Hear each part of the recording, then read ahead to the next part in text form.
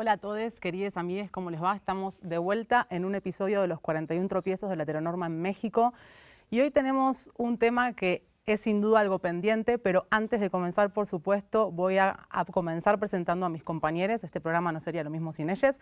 Acá a mi izquierda tengo a la queridísima y entrañable Giovanna Guerrero. ¿Cómo estás, Giovanna?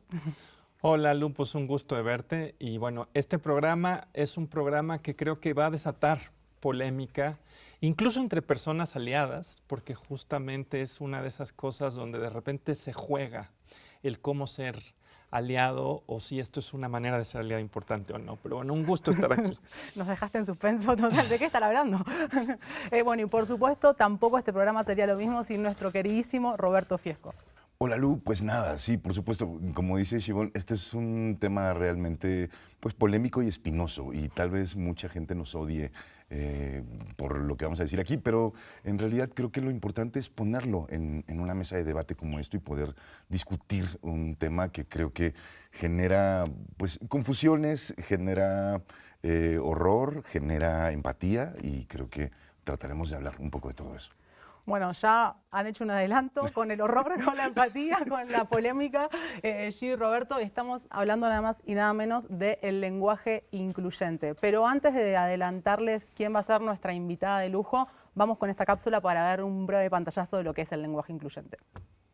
Los lenguajes incluyentes son un conjunto de propuestas de reformas del lenguaje que buscan la representación, el reconocimiento y el respeto de grupos específicos. En los últimos 50 años se ha discutido desde ámbitos académicos hasta la esfera pública la representación primero de las mujeres y posteriormente de las disidencias sexuales en la lengua. Los lenguajes incluyentes son un reclamo y como tal son contestatarios.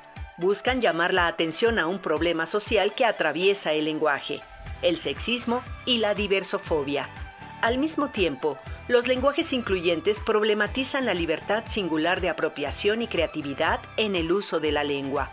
De este modo, en el meollo de la discusión sobre los lenguajes incluyentes está el problema de la libertad, tanto para existir socialmente como de expresión.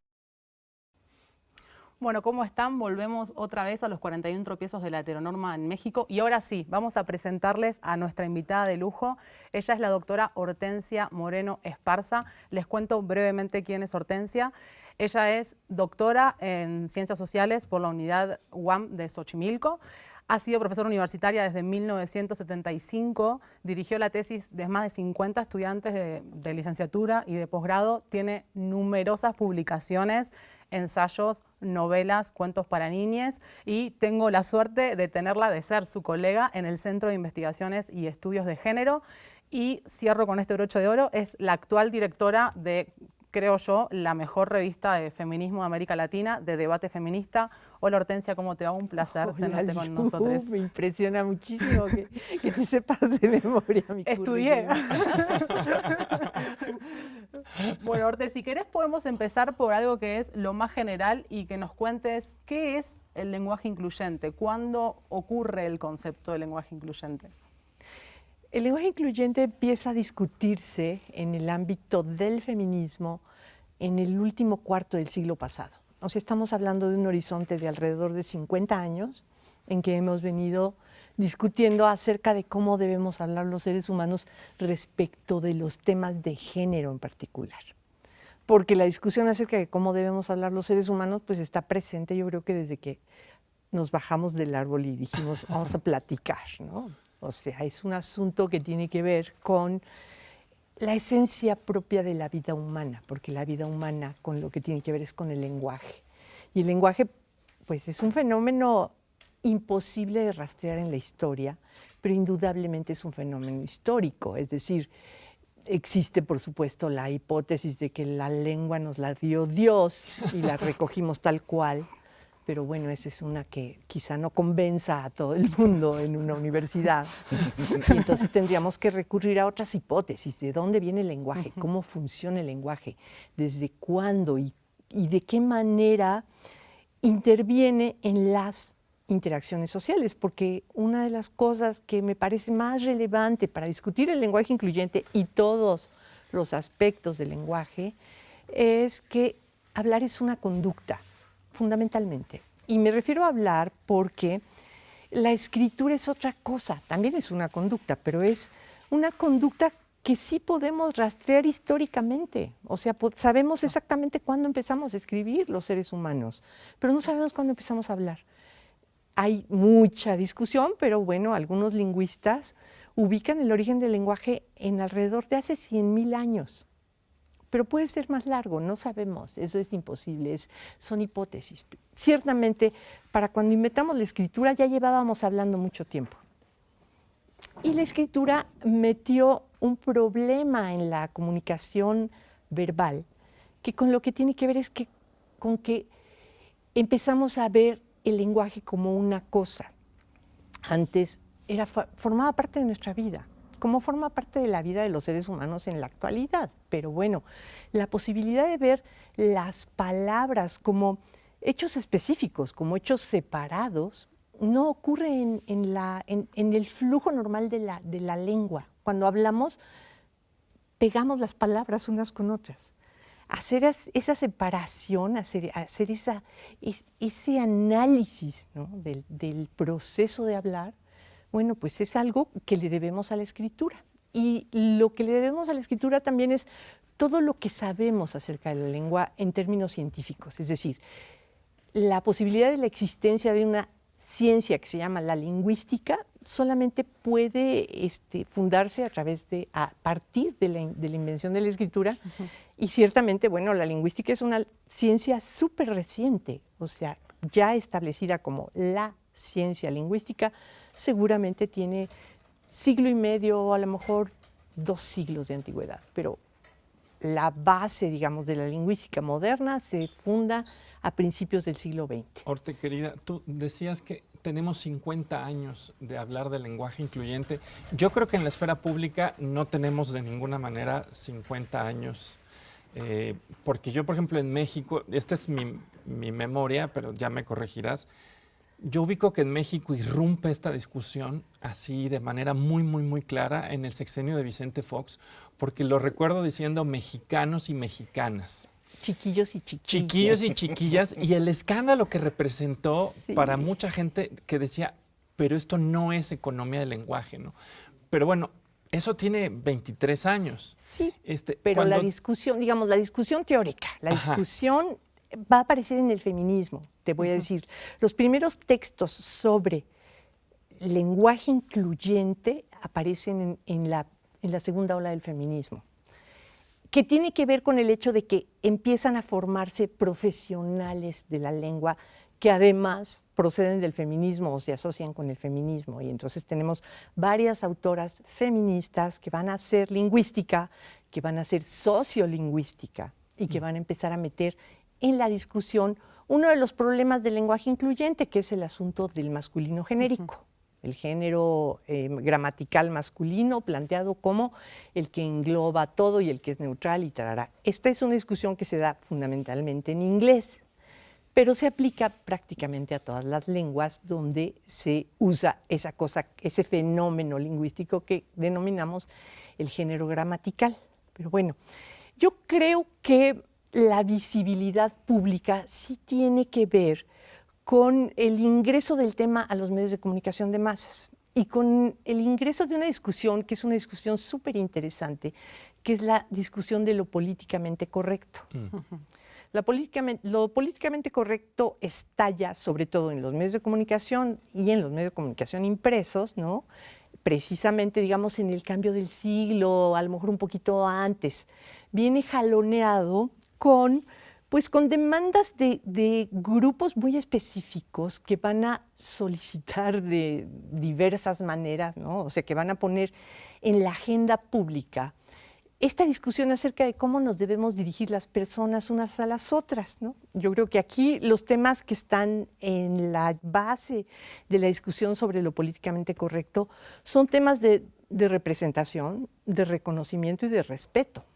Y acá, pues el susto es de lo que la imaginación pública, ¿no?, va resolviendo en este chiste que es lo políticamente correcto. O sea, el fenómeno de lo políticamente correcto aparece como una reacción de burla y de descrédito a todas las propuestas de reforma del lenguaje. Propuestas de reforma del lenguaje que lo que están reclamando es reconocimiento, representación y respeto de grupos específicos. Y yo te diría, casi siempre la demanda, la contrademanda de lo políticamente correcto, la burla que se hace en los medios de comunicación acerca de lo políticamente correcto, se formula más o menos así: ¿cómo?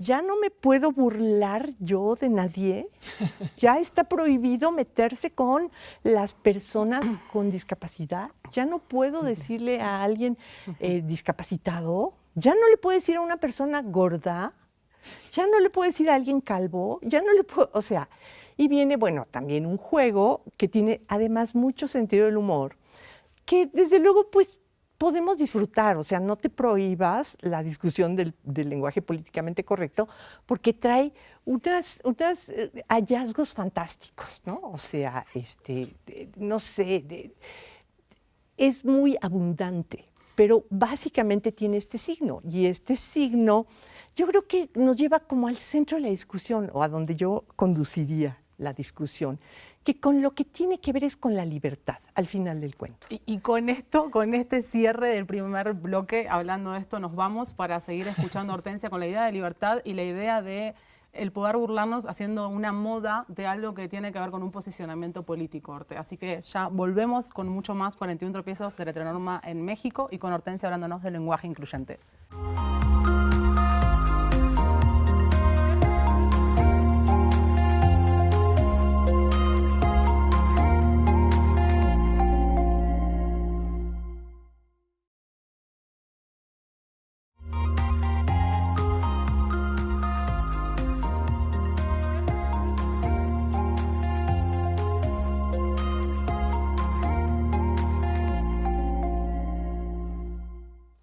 Hola, ¿qué tal? Estamos de vuelta en los 41 tropiezos de la heteronorma en México, hablando de este fascinante tema en discusión. Y Horte nos decía, dentro y fuera de cámara, que es bastante incluso desmotivante reducir un tema tan complejo al mero hecho de si está bien o está mal. No sé, Horte, si querés comentarnos algo más sobre esto. Cuando se reduce la discusión al asunto de lo políticamente correcto, verdaderamente se simplifica algo que es, además, un asunto de todos los seres humanos. Es decir, todos los seres humanos hablamos o nos comunicamos por alguna de las estrategias de comunicación verbal que existen. Es decir, no implica, el hecho de que tú no puedas hablar no implica que no te comuniques verbalmente. Este es el medio, la lengua, ¿no? O el habla. Allí hay una discusión que no los voy a meter en esto porque es muy complicado, pero ciertamente se simplifica algo que tiene que ver con la libertad. El tema de la libertad yo creo que está atravesando la discusión. Me voy a regresar un poquito. En estos tiempos, digamos, que cuando vuelve a tener auge el asunto de lo políticamente correcto, del lenguaje incluyente, es hace 2, 3, 4, 5 años. O sea, creo que fue en plena pandemia cuando estalla en las redes la participación, según yo, de un nuevo sujeto social que va a intervenir en el tema del lenguaje incluyente. Porque el tema del lenguaje incluyente era el tema de las feministas.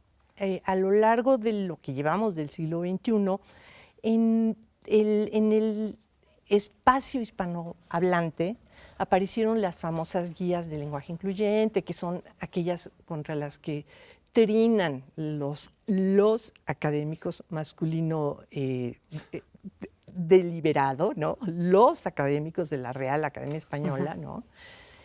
Y empieza también ahí a formarse opinión pública, porque es un tema de opinión pública, es un tema que está en los medios de comunicación. Pero lo que yo veo como la aparición de este nuevo sujeto social es el reclamo de personas de la disidencia sexual que van a proponer formas de denominarnos en las que precisamente lo que se está reclamando es reconocimiento, respeto, representación. O sea, ¿de qué se trata? De que yo me acuerdo de la anécdota y no investigué y vi los nombres, pero sería bonito documentarlo bien. aparece un video que se vuelve viral en que una persona reclama que no se refieran a esa persona ni en femenino ni masculino, sino que dice, a mí dime compañere.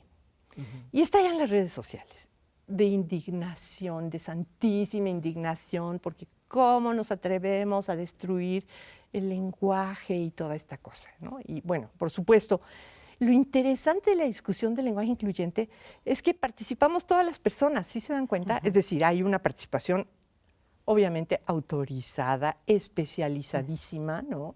Que sería la de las y los lingüistas. Y por el otro lado está la opinión pública de lleno, que además está atravesada por el fenómeno de las redes sociales, que no estaban antes. Es decir, a principios de este siglo todavía no había este estallido en el que de pronto una cosa se puede volver tan grande, ¿no? Una cosa chiquitita. En fin, este nuevo reclamo como que reaviva toda la discusión. Doctora, pero en ese sentido, una de las cosas que me llama mucho la atención es que, si bien nos decía al principio, hace 50 años, digamos, que viene este debate, sobre todo desde el lado del feminismo. Incluso revisando la Academia Mexicana de la Lengua y toda la justificación que está dando como para hablar del género y el sexo, que así, o el género gramatical y el sexo, que es la discusión que ellos tienen en su propia página, ¿no? Siempre hablan solamente de mujeres, o sea, es decir, de una reivindicación justo que viene del feminismo. Me llama mucho la atención justo que diga esto, que hay unas disidencias sexuales que también, y es la única, que por lo menos en todo lo que estuve investigando para este programa, la única investigadora que está hablando justamente de que no solamente es una reivindicación del feminismo, sino es una reivindicación mucho más amplia que abarca al colectivo LGBT.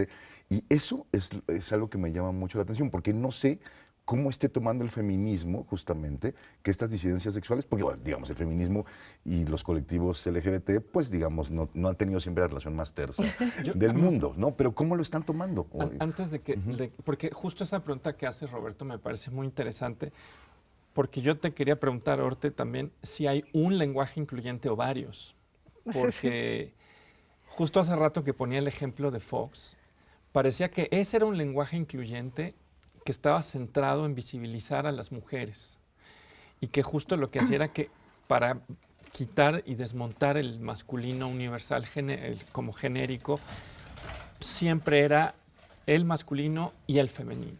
Y ese era un lenguaje incluyente casi que de hace 20 años.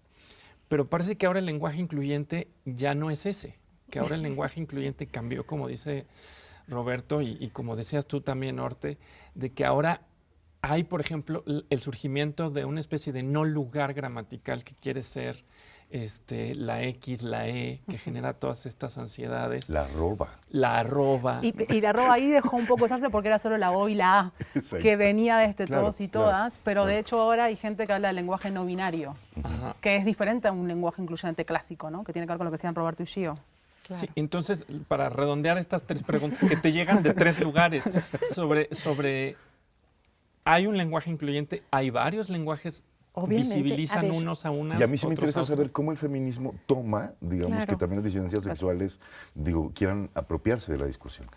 No hay el feminismo, hay los feminismos. Y hay rupturas y hay fracturas y hay discusiones al interior del feminismo y no hay una postura unificada respecto de ningún tema, perdón, Sí, pero sí. bueno, respecto del Tampoco lenguaje del colectivo incluyente, LGBT, bueno, por eso. obvio. Lo cual quiere decir que la discusión está en marcha y que nos estamos tratando de poner de acuerdo. Entonces, bueno, por lo pronto, en el seno del feminismo, pues ahí vas a encontrarte posturas súper conservadoras respecto al lenguaje y te vas a encontrar otras que son absolutamente estallantes, o sea, la cuerpa y la colectiva y la antimanuala y todo, así como en todo el femenino. Vamos a decir que allí no hay unidad, porque tampoco hay unidad. Es decir, le llamamos lenguaje incluyente no a un fenómeno lingüístico, le llamamos lenguaje incluyente a un fenómeno político que es un fenómeno contestatario, es un fenómeno insurreccional. ¿Cómo caracterizas el lenguaje incluyente? Bueno, pues solamente de manera negativa. Son propuestas de formas de hablar y de escribir que se oponen a varias ideas de, el lenguaje estándar, de la variedad estándar de una lengua en particular, para superar problemas que están vistos desde el lado de quien está disintiendo. ¿Qué problemas? Pues voy a repetir por octava vez, ¿verdad? Representación, reconocimiento y respeto. Es una búsqueda de que el lenguaje cumpla la función de homologar, de visibilizar, de permitir que salgan a la luz cosas que la propia lengua supuestamente está ocultando. Esta es una discusión que tampoco está zanjada. O sea, las lingüistas y los lingüistas, allí sí voy a incluir a muchas señoras, porque he estado leyendo un montón de señoras que se dedican a la lingüística y que son súper serias y que trabajan muy bien. Pero lo que ellas van a postular es que la lengua no discrimina, que la lengua es un instrumento neutral. Fíjate que allí me pasa una cosa muy chistosa. Si se me olvidan preguntas, luego me tienen que recordar, pero bueno, aquí les quiero contar como una cosa más anecdótica. Siempre que discuto con especialistas en lingüística, tengo una sensación muy extraña, que es la de que no llego al tema con ellas. ¿Por qué? Porque las personas especialistas en lingüística, primero que nada, defienden su coto de poder, que es la lengua, ¿no? Y dicen, bueno, la lengua no puede ser culpabilizada por las desigualdades sociales. Y ahí yo me pongo así como pero yo no estoy culpabilizando la lengua de nada, ¿no? Tengo un símil que estoy construyendo, pero lo llevo más o menos así. Es como si culparas a la metalurgia por la crueldad de los mineros, instrumentos de tortura y pena capital. Entonces tú vas con los metalúrgicos y les dices, es que estos instrumentos son muy crueles. Y ellos te dicen, pero la metalurgia no es cruel, la metalurgia es perfecta, la metalurgia se basa en las leyes de la física, ¿no? Sí, pero yo no estoy discutiendo las leyes de la física, yo estoy discutiendo la crueldad. Regreso acá. No estoy discutiendo el sistema de la lengua, no quiero cambiar la gramática, no, estoy discutiendo una cosa que se llama el sexismo. Y estoy discutiendo la diversofobia, la homofobia, estoy discutiendo posicionamientos sociales que se expresan lingüísticamente y que tienen efectos en la vida social. Aquí me voy a poner muy pedante, voy a poner pedante y voy a decir, el sexismo y la diversofobia son performativos. ¿Qué quiere decir eso? Que se realizan a través de actos de habla. ¿Dónde vas a encontrar el sexismo? Pues en los actos de habla, en que alguien le diga a una mujer, pinche vieja. Es un acto performativo que está posicionando a una persona en un lugar social, ¿sí? Y allí ustedes me pueden decir todos los ejemplos que quieran. La lengua sí sirve, el acto de hablar y el acto de escribir, por supuesto, pero bueno, el acto de hablar evidentemente tiene un poder sobre las personas. Claro. Y este poder está en la interacción cotidiana. Doctora, pero en ese sentido, justo veía el debate justamente entre unas lingüistas argentinas en torno al tema, mayoritariamente, por supuesto, a favor del lenguaje incluyente o inclusivo. Sin embargo, una de ellas hablaba, y usted lo acaba de mencionar hace rato, el tema de las redes sociales y lo que significaron, digamos, para un estallido en la discusión pública. Y ellas citaban algo que me pareció muy interesante. Justo también es algo que atraviesa la clase social, ¿no? O sea, que atraviesa sin duda, ellas hablaban de, claro, en los colegios más ricos de Argentina, por supuesto que la utilización del lenguaje incluyente es algo mucho más naturalizado que en otros espacios en general, en clases, digamos, menos favorecidas, por supuesto que nadie se plantea esta discusión, nadie está hablando de eso, gente que no tiene redes sociales, pues mucho menos está hablando de eso. Que eso también me llama mucho la atención, o sea, cómo está atravesado por la clase. Y como también lo decía hace rato, hay una cosa también que tiene que ver con los jóvenes, ¿no? Con una exigencia de una generación, que eso también, esos dos factores me parecen como muy interesantes como para abordar también justo hacia dónde tendríamos que ir, creo. Bueno, a ver, tendríamos que ir, es un deber ser, y eso no es algo que puede prescribir un movimiento como el del lenguaje incluyente o este conjunto de movimientos, porque precisamente lo que se está cuestionando es el deber ser, la obligación de hablar de determinada manera. Aquí es donde entra el tema de la libertad. Yo creo que este es el tema central, o en el que últimamente me parece fundamental centrarnos.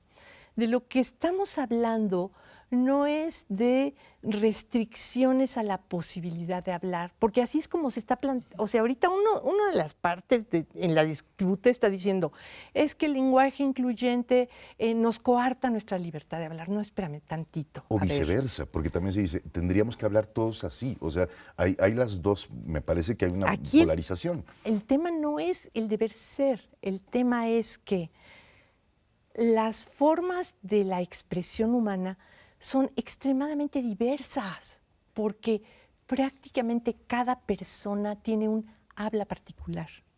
Y esa habla se desarrolla como un proceso creativo, como un proceso que implica, por supuesto, la apropiación de esta herramienta maravillosa que es la lengua, ¿no? Que permite que las personas, a partir de esa apropiación, podamos inventar lo que estamos diciendo. Cuando estamos hablando, estamos tomando un montón de decisiones. Son decisiones instantáneas y las estamos tomando de manera consciente. Estamos pensando qué palabra voy a decir a continuación. Y acá lo que tenemos que ver es que la lengua está atravesada por todas las diferencias sociales. Por las diferencias, por supuesto, de género. Por las diferencias de expresión de la identidad, pero también por las diferencias de clase, de nacionalidad, de raza, de edad. Y todas esas diferencias están presentes en la lengua. Y nada más termino.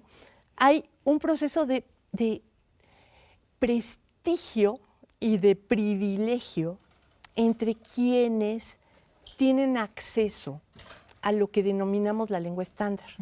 La lengua estándar es una variante específica, es la que te enseñan a hablar en la universidad. Y además, la universidad tiene la obligación de enseñarle a su estudiantado la lengua estándar, porque ese es su instrumento, o sea, lo que va a empoderar a nuestras estudiantes, a nuestros estudiantes, es el uso de la lengua estándar. Pero la lengua estándar no es algo que comparta toda la humanidad, sino que está precisamente determinada por el acceso al lugar donde la puedes aprender. Entonces, eso margina a todas las personas que no pueden ir a la universidad. Y todas esas personas, en el sentido común, no hablan bien, no escriben bien, dicen barbaridades, tienen faltas de ortografía, no saben pronunciar, porque en ese espacio de privilegio, en ese espacio del prestigio y el privilegio siempre vienen amarraditos, ¿no? Se considera que solamente hay una manera de hablar. Y ahí lo que se está perdiendo y lo que se está ocultando es que no es cierto que nada más hay una manera de hablar. Hay 8,000 millones de maneras de hablar. Pero también no es en ese espacio de privilegio justo donde se concibe la idea del lenguaje incluyente. Sí, perdón, no. Es que justo yo quisiera disputar lo que dice Roberto, porque yo creo que es un error es una creer. Pregunta, No, yo sé. No, yo sé. Pero no, fue una afirmación. Pero yo creo que es un error creer que por ejemplo, porque Hortensia hace rato decía, hay un sujeto que es el sujeto sexogenérico, el que de manera más reciente ha sido protagónico de esta demanda por un lenguaje incluyente. Y a veces se habla como si las diversidades sexogenéricas solo existiéramos en clases medias y en espacios de privilegio. Y de repente se dicen, la gente que está en mucha necesidad no está hablando de eso. Como si no hubiera personas gays, homosexuales, lesbianas, trans en las clases populares, que por supuesto que las hay. Es más, hay personas no binarias en las clases populares. Entonces, creer que es una discusión que solo ocurre en espacios de privilegio es al mismo tiempo creer, y eso lo escuchamos mucho, que toda esta cuestión de diversidades y de identidades es una cuestión de clases medias y altas, y eso tiene un efecto terrible de invisibilizar a las diversidades en los estratos más bajos. Y yo aquí diría, a ver, claro que hay personas no binarias en los estratos más bajos que están teniendo estos problemas, que están teniendo estas discusiones, y que la gran paradoja que yo haría aquí es que las redes sociales les dieron acceso a unas discusiones que antes estaban confinadas a los libros. Y ya me cago con esto, pero hay un tiktokero que yo adoro, que no sé si lo conocen, que se llama Adrián Chávez, espero que no le esté yo cambiando el nombre, que es famosísimo porque toma té mientras habla de lingüística y es precioso. Lo que dice, no estoy diciendo que él, sino lo que él dice, porque es defensor de una visión en la lingüística que es no normativista, ¿no? Y una de las cosas que me sorprende es que tiene millones y millones y millones de vistas. Y ha de alguna manera democratizado esta discusión de una manera impresionante, donde esta discusión antes, en efecto, habría estado confinada así, pero ahora gente con identidades, con expresiones que no están en clases medias, gracias a tiktokeros como él, se acerca a esta discusión y dice, es cierto esto que dice Hortensia, aquí estamos, ¿no? Pero bueno, con esto, Gio, sí, podemos con este increíble debate irnos, yo estoy como prendidísima, me quedé con toda la gana, pero vamos al corte para seguir discutiendo sobre este tema acá. Quédese con nosotros en los 41 tropiezos de la heteronorma en México.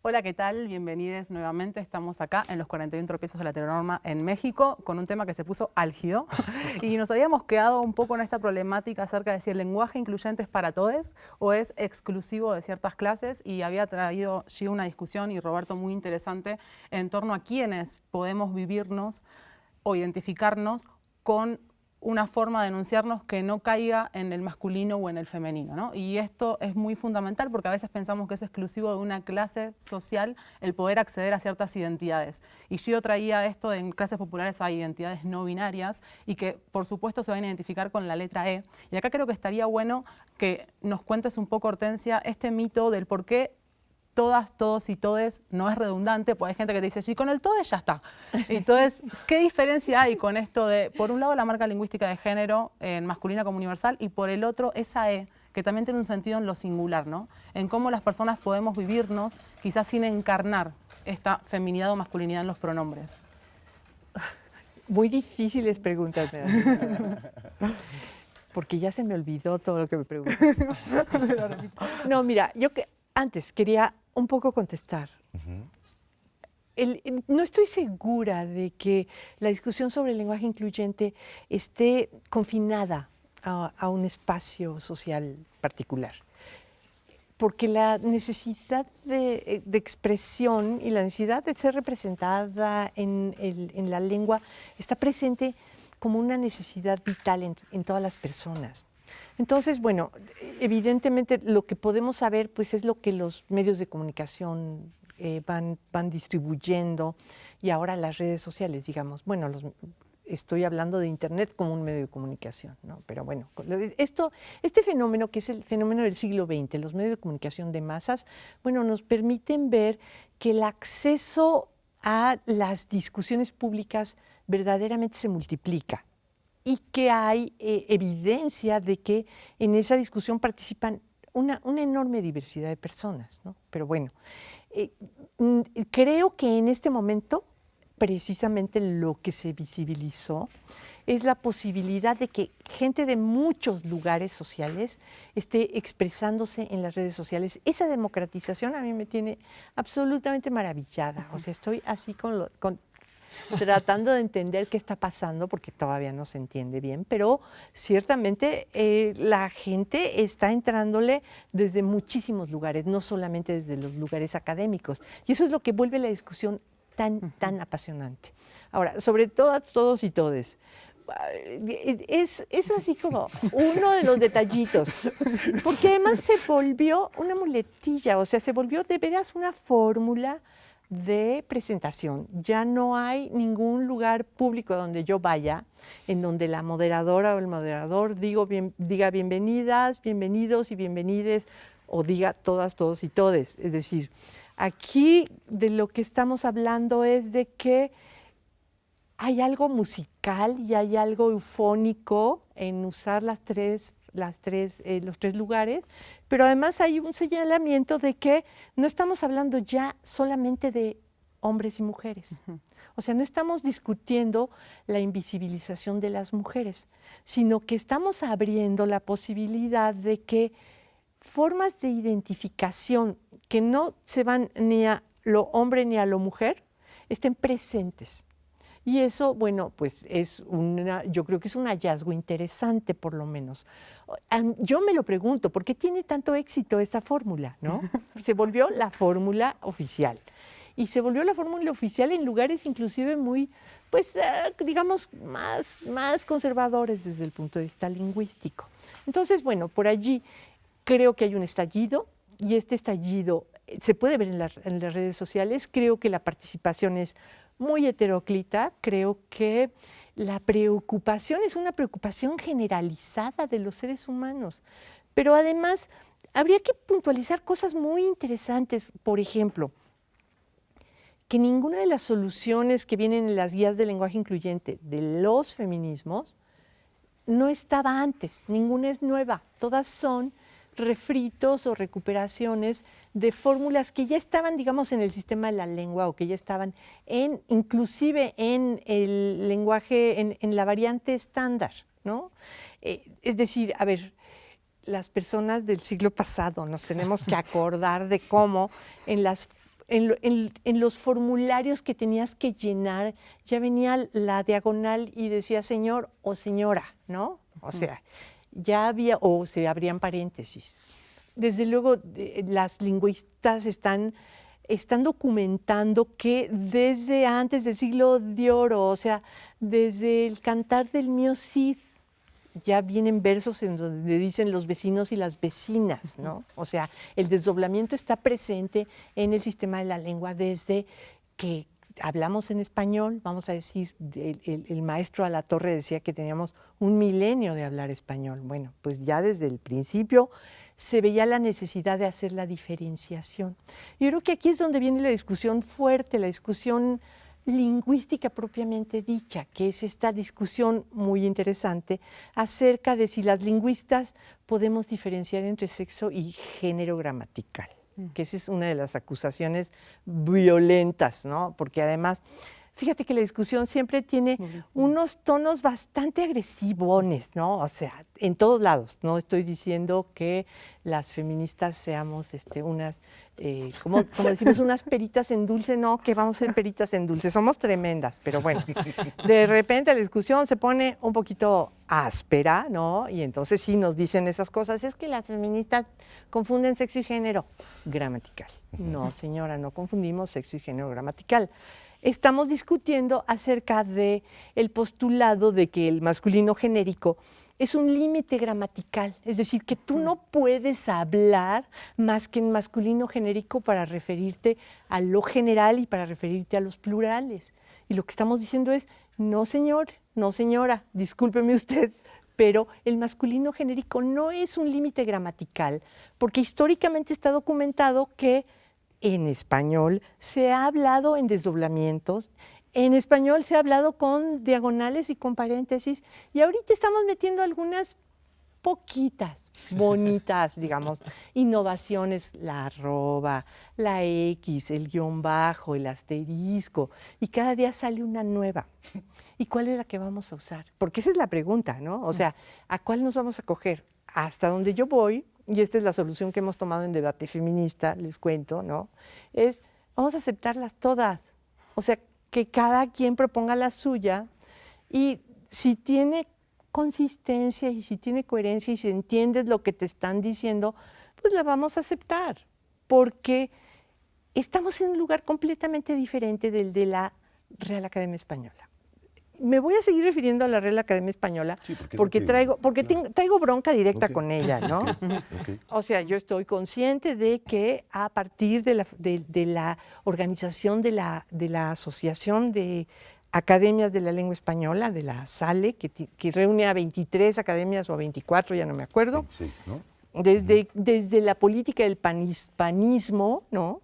Se logró, digamos, que pareciera que la hegemonía acerca de cómo se debe hablar el estándar del español no estaba en la RAE. Pero ¿sabes qué? Sigue estando en la RAE y eso no lo pueden negar. O sea, por mis razones que no vienen al caso ahorita, entonces como traigo bronca especial con la RAE, voy a seguir refiriéndome a los académicos de la RAE, ni modo. Entonces, bueno, la discusión con los académicos de la RAE yo creo que tiene muchas derivaciones y esas derivaciones con lo que tienen que ver por un lado es con una confusión, es decir, las feministas no confundimos sexo con género gramatical, pero los académicos sí confunden lingüística con política. Es decir, esta no es una discusión lingüística, esta no es una discusión acerca de los límites gramaticales del español, esta no es una discusión sobre el sistema de la lengua española. O sea, no estoy hablando de metalurgia, estoy hablando de crueldad. No estoy hablando del sistema, estoy hablando del sexismo y de la diversofobia. Estoy hablando de las estrategias que tenemos todas las personas hablantes a nuestra disposición para englobar a la humanidad, para decir lo que queremos decir, para tener precisión respecto de a quiénes nos estamos refiriendo. Y pueden ser más o menos elegantes.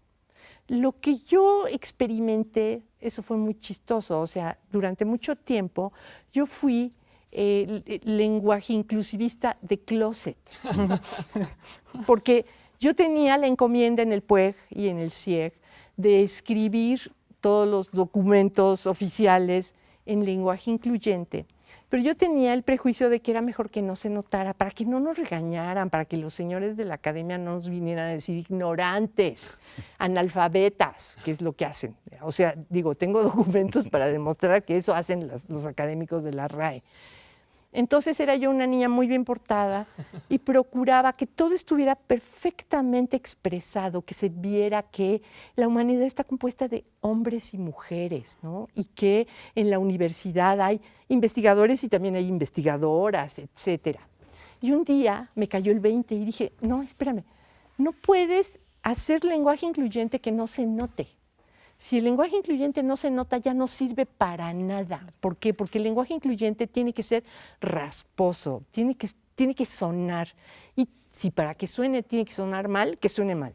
¿Por qué? Porque es un reclamo y es un reclamo político y es un reclamo de justicia y además es un reclamo de libertad. Eso me gusta mucho más que pensarlo desde la corrección política. Ahí sí coincido plenamente. O sea, si es una insurrección, me parece que ahí merece absolutamente estar a favor siempre. O sea, si se piensa desde la corrección política de, evitemos molestar a determinados sectores, híjole, eso me da un repelús. No, de lo que se trata no es de no molestar, es de sí molestar. Claro, me encanta eso. Y pensaba también, ¿qué efecto ha tenido en la literatura? O sea, es decir, el lenguaje inclusivo, me pasó una vez que me tocó ser jurado de un concurso de guiones y leí un guión que estaba escrito en lenguaje incluyente. No se entendía nada. Obvio, o sea, es decir, uno no sabía de quién estaba hablando ni qué características físicas incluso tenían los personajes. Pero ¿qué ha pasado en la literatura? ¿Ha permeado de alguna manera? Digo, es difícil aventurar si permeará, no lo sé. Yo creo que permea, pero permea de manera muy irregular. ¿Por qué? Porque no es una normatividad, o sea, porque no hay un código único en donde tú tengas tu diccionario, tu gramática y tu ortografía de lenguaje incluyente.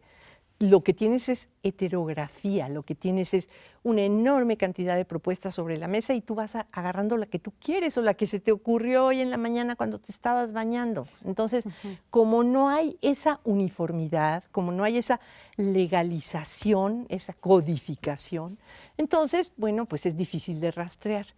Pero lo que yo sí creo que podemos rastrear de manera muy clara son las medidas punitivas en contra del lenguaje incluyente. Las medidas punitivas que se están llevando a cabo, por ejemplo, dentro de la institución universitaria o dentro de los medios de comunicación o en el medio editorial, que es, si tú me traes una cosa escrita en lenguaje incluyente, no te publico. No te voy a publicar o no te voy a dar el voto probatorio. Eso es algo que está ahorita en discusión. Y es muy interesante porque las discusiones son locales. Esta no es una discusión que estemos dando así en colectivo todavía, es una discusión que se va a ir resolviendo en cada caso particular. Y entonces, por ejemplo, yo te diría, bueno, la editorial Océano le publica a Marta Lamas sus libros que desde ¿cómo es? Dolor y Política. Desde Dolor y Política, ella eligió usar la E por razones lingüísticas que son muy bonitas. Pero bueno, ella escribe todo su libro en lenguaje incluyente y lo lleva a la editorial Océano, y en la editorial Océano le dicen, nosotros te vamos a publicar todo lo que tú traigas, porque ya saben que lo que va a publicar Marta pues va a ser un bestseller. Pero bien puede pasarme a mí, ¿no? A Juan o a Juanita Pueblo, ¿verdad? Que lleve su manuscrito y que le digan, pues sí, pero tienes que corregirle el lenguaje incluyente. Entonces, bueno, desde el punto de vista institucional, todo esto lo que nos plantea son problemas, ¿te das cuenta? O sea, no estamos planteando soluciones, estamos planteando problemas porque hay un problema. O sea, estamos tratando de llamar la atención acerca por lo menos de dos cosas. Yo lo veo desde el lado o sea, desde el lado de el lenguaje incluyente tiene que ser rasposo, tiene que ser sonar mal, tiene que molestar, tiene que incomodar, porque tiene que llamar la atención acerca del problema de que existen el sexismo y la diversofobia, por un lado. Pero por el otro lado, lo que está en el centro de la discusión es cuánta libertad tengo yo como hablante particular para apropiarme de las herramientas del lenguaje y utilizarlo de manera creativa, utilizarlo a partir de mi propia sensibilidad y para hablar como yo hablo, que es único e irrepetible en cada ser humano. Cada ser humano tiene esta facultad extraordinaria que le permite expresarse y expresar lo que quiere expresar. Y acá lo que yo veo es que el lenguaje incluyente o los lenguajes incluyentes, inclusivos y no sexistas, todo este fenómeno, este conjunto de fenómenos, permite a la gente que se suelte un poquito el pelo, que se relaje, que deje de sentir que para poderse expresar necesita necesariamente así seguir la codificación de la RAE. Y te lo dice una policía lingüística. Es tu doble agente. Que a lo que se dedique, de lo que vive y que lleva 35 años haciéndolo en esta universidad es precisamente cuidar que la codificación de las academias de la lengua española se cumplan de manera puntual en todo lo que la universidad publica. Entonces está muy chistoso porque por un lado, bueno, ustedes me conocen, que soy tremendamente puntillosa y quisquillosísima y que te pongo el acento y te quito la coma y te quito el gerundio y te reclamo sistemáticamente. y te regaño y te digo, no, por favor, qué barbaridad. Totalmente fe de eso. Ya tenemos que cerrar, Orte, pero antes, bueno, volvemos a resaltar la importancia de la E para reconocer la identidad de otras personas que nos están diciendo que se viven de una manera diferente a como pensábamos que solo podíamos vivirnos, que era a través de las categorías hombre-mujer, ¿no? Entonces nos parece muy pertinente traer a este programa este tipo de discusión porque es darle un lugar específico a las personas no binarias. Y nos tenemos que ir, Orte, pero nos gustaría que brevemente nos cuentes un poquito dónde podemos conseguir el libro del antimanual de la lengua española que estuviste presentando en la Feria del Libro en Minería. El antimanual se consigue en el CIEG, pero también se puede descargar de la página del CIEG, CIEG UNAM MX. Busquen en publicaciones los libros digitales y allí está el antimanual. En casa le decimos la antimanual. El antimanual además lo idearon las chicas del Departamento de Publicaciones preguntándose cómo vamos a hacerle para el lenguaje incluyente y bueno, allí hacen una serie de recomendaciones que pueden servir para que, por ejemplo, para que tú escribas en lenguaje incluyente y nadie se dé cuenta. O sea, puedes trabajarlo de closet, o puedes deschongarte y sacarlo a la luz.